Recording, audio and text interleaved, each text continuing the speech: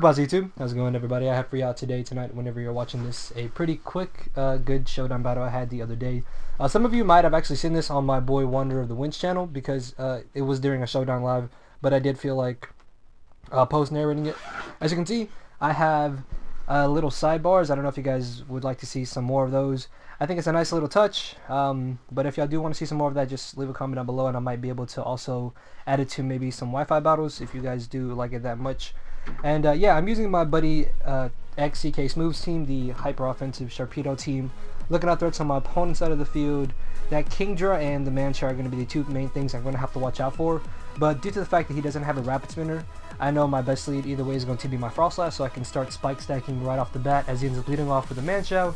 He's going to go straight for the U-turn, which has me thinking maybe he is the normal Scarf set because I don't see any Life Orb recoil as he U-turns out into the Kingdra. I'm thinking that he's just going to be the normal Choice Specs Kingdra because I've seen a lot of Choice Specs Kingdra, but it turns out that he's Dragon Danced, and at this point I'm like really panicking because nothing on my team can outspeed it or take a hit from it after +1 except for my Swampert. So I'm hoping I'll be able to live this hit and do enough damage to the point where I will be able to 2-hit KO it, but no!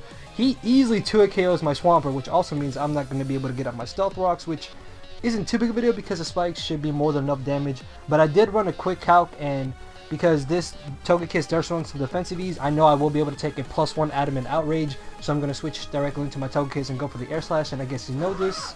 So he's going to want to save his Kingdra for later on in the battle and switch directly into a Snorlax. I went for the Nasty Plot because I thought it would go for the Body Slam. That way I could just try to do as much damage as I could with the next Air Slash and possibly even flinch him to death. That is not the case though, and he Whirlwinds me out into my Raikou as I Volt Switch into my Chandelure. Nothing on his team switches into a Shadow Ball or a Fire Blast, so I know he more than likely is going to stay in with the Snorlax, so I'm going to be able to go for the trick, crippling the Snorlax as he Whirlwinds me out to my Sharpedo. I'm going to go for the Waterfall. Unfortunately, I don't take him out, nor do I get the flinch, and he's going to be able to Whirlwind me back out into my Togekiss. At this turn, he's just going to bring in his Gligar. I guess maybe thinking I would go for a Thunder Wave or an Aura Sphere, or maybe just wanting to save his Snorlax for Death Fodder later on in the battle. But due to the fact that I missed the Air Slash, he's going to be able to get up the rocks this turn as I go for the Nasty Plot. The reason I did this was because on the off chance that he does bring in the Mismagius, I will be able to maybe one-hit KO it after the +2 as I knock out the Gligar. He then brings in the Mismagius. I'm able to easily live thanks to the natural bulk of Togekiss, and unfortunately I just barely missed out on the KO. But thanks to the fact that Mismagius has a Life Orb, it is going to be a double down. And I know that the only thing he can really switch in is going to be his Manchar, and because my Sharpedo has Protect and his Manchar more than likely is Scarf, I'm going to be able to go for the Protect, scout out to see what he wants to lock himself into, as he just ends up going for the U-turn, which isn't too big of a deal. Unfortunately, even after +1, Manchar is naturally faster than Sharpedo, so I can't stay in, because if I do, then he'll outspeed me and knock me out with the U-turn. So I switch into my Chandelure, and I get the Flame Body Axe, which was actually really funny, and that just completely makes that Manchar useless as he U-turns out into the Kingdra. If this Kingdra was Jolly max speed, then he would have been able to outspeed me just because this Chandelure is actually timid nature as opposed to modest nature, which is why I outsped him and took him out.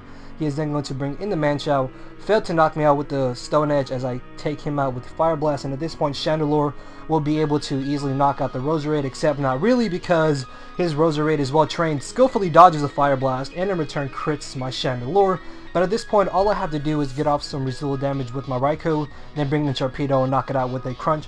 But it turns out that this extra sensory is going to be an easy 2-hit KO, and I actually got the flinch, which really isn't game-changing whatsoever. So I knock him out with a Thunderbolt, and Snorlax dies off to the hazards, and that's going to be the 2-0 victory in my favor. So yeah, quick little battle. Hopefully you guys did enjoy. If you did, make sure to leave a like, leave a comment, subscribe for more content. I apologize for any background noise. That was Laura moving stuff. And yeah, I will see you guys hopefully tomorrow. Later, everybody.